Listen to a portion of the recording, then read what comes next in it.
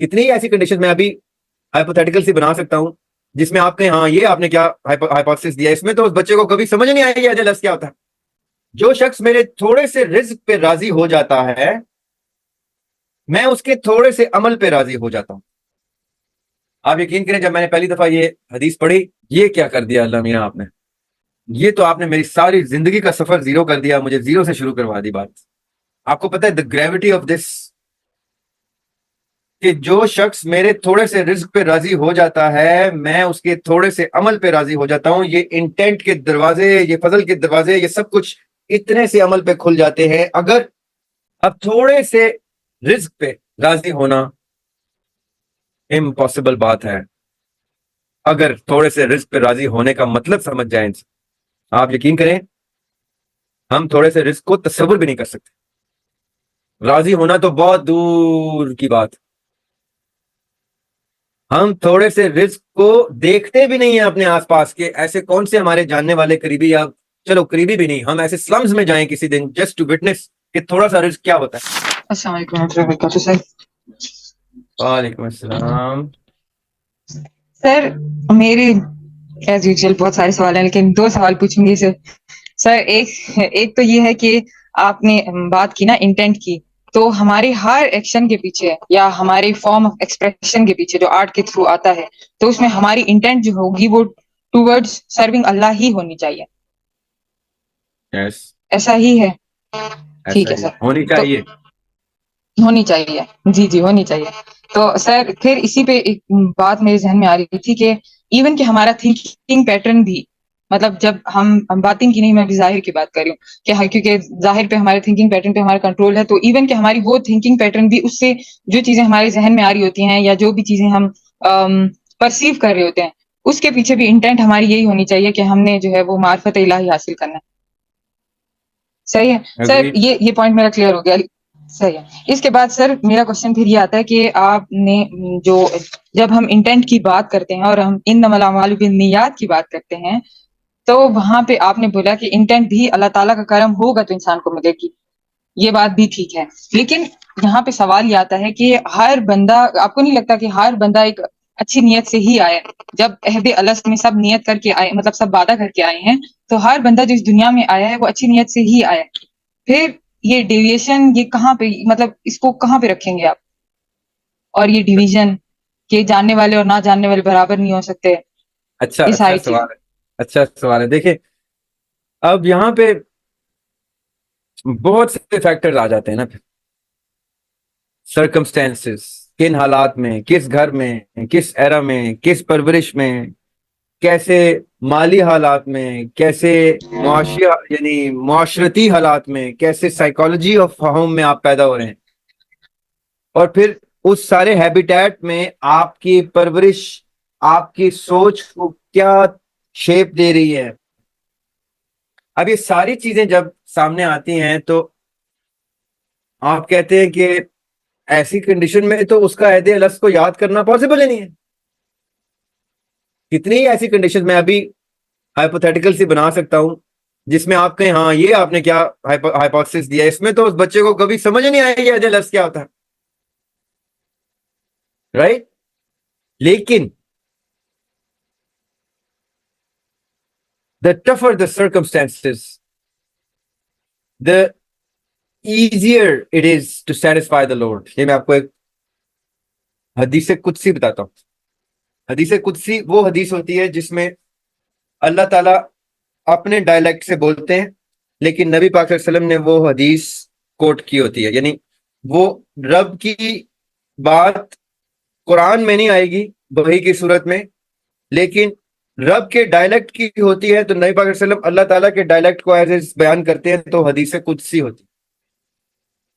اور حدیث قدسی ہے یہ کیا کہ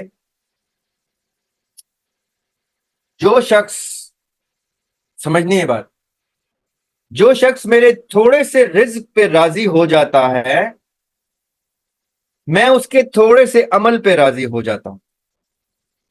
آپ یقین کریں جب میں نے پہلی دفعہ یہ حدیث پڑھی تو میں پریشان ہو گیا. میں نے کہا یار یہ کیا کر دیا اللہ میاں آپ نے، یہ تو آپ نے میری ساری زندگی کا سفر زیرو کر دیا، مجھے زیرو سے شروع کروا دی بات۔ آپ کو پتہ ہے دا گریوٹی آف دس، کہ جو شخص میرے تھوڑے سے رزق پہ راضی ہو جاتا ہے، میں اس کے تھوڑے سے عمل پہ راضی ہو جاتا ہوں۔ یہ انٹینٹ کے دروازے، یہ فضل کے دروازے، یہ سب کچھ اتنے سے عمل پہ کھل جاتے ہیں۔ اگر میرے سب سے ورسٹ سرکمسٹینسز ہیں اور میں اس کے اوپر الحمدللہ کر رہا ہوں نیت سے، الحمدللہ جو تو کر رہا ہے، جو کم سے کم، سخت سے سخت جو چیز تو مجھے دے رہا ہے میں اس پہ راضی ہوں، تو یہ سب دروازے کھلنا شروع ہو جاتے ہیں فضل۔ میں اس کے تھوڑے سے عمل پہ راضی ہو جاتا ہوں کا مطلب یہ ہے کہ he satisfies me and hence I give in abundance of what؟ فضل، جس سے نیت کے دروازے کھلتے ہیں۔ اب تھوڑے سے رزق پہ راضی ہونا امپاسبل بات ہے۔ اگر تھوڑے سے رزق پہ راضی ہونے کا مطلب سمجھ جائیں، آپ یقین کریں ہم تھوڑے سے رزق کو تصور بھی نہیں کر سکتے، راضی ہونا تو بہت دور کی بات۔ ہم تھوڑے سے رزق کو دیکھتے بھی نہیں ہیں اپنے آس پاس، کہ ایسے کون سے ہمارے جاننے والے قریبی، یا چلو قریبی بھی نہیں، ہم ایسے سلمز میں جائیں کسی دن جسٹ ٹو وٹنس کہ تھوڑا سا رزق کیا ہوتا ہے۔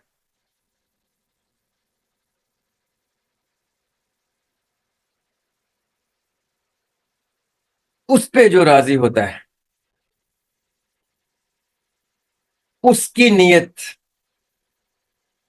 کے اوپر فضل کے دروازے کھلتے ہیں، اس کے اوپر ایکسپٹنس آف دا لارڈ اور محبت آف دا لارڈ کے دروازے کھلتے ہیں۔ وہ ٹوٹی پھوٹی عبادتوں میں بھی اللہ کو راضی کر جاتا ہے۔ ہم تو ابنڈنس آف رزق میں بھی راضی نہیں ہیں۔ It's the other way around, یعنی اب میں کیسے بیان کروں؟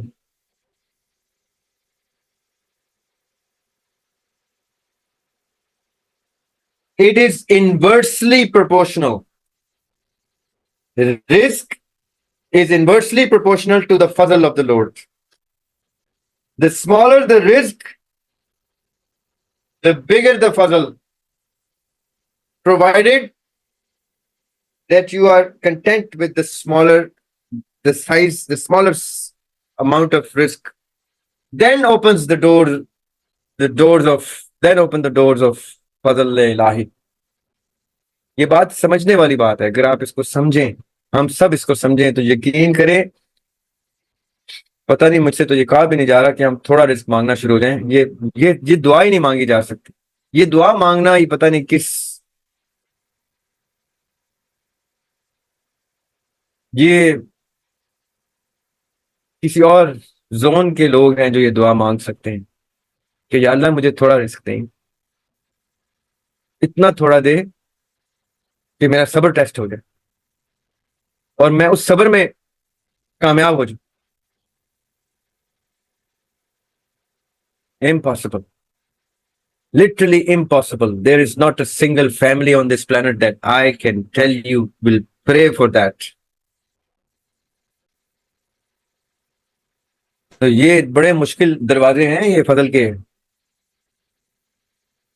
یہ اتنے آرام سے کھلتے ہی نہیں۔ کیوں نبی جتنے انبیاء تھے وہ پیٹ پہ پتھر باندھتے تھے؟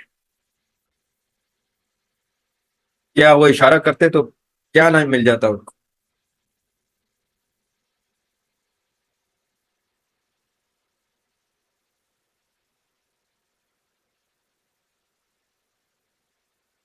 ایسے ہی تو نہیں ان کے اوپر فضل تھے، اور وہ جو فضل آتا تھا وہ لوگوں کو دیتے کہ یہ میری امت کو دیتے۔